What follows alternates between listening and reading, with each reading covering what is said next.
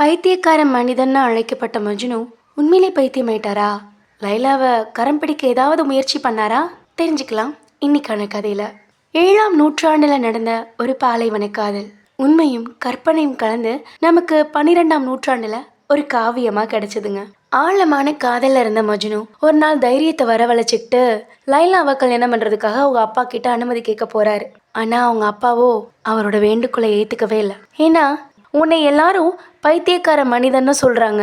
அப்படி சொல்ற ஒருத்தனுக்கு என்னோட பொண்ணை நான் எப்படி என்ன தைரியத்தை கல்யாணம் பண்ணி கொடுக்கறது?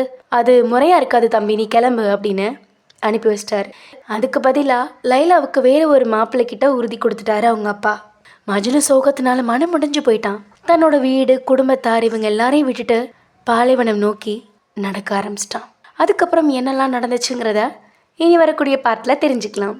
இந்த கதை உங்களுக்கு பிடிச்சிருந்துச்சுன்னா பார்ட் 3 நீங்கள் தெரிஞ்சுக்கணுன்னா ஒரு கதை சொல்கிற கேளுங்க யூடியூப் சேனலில் சப்ஸ்கிரைப் பண்ணிக்கோங்க.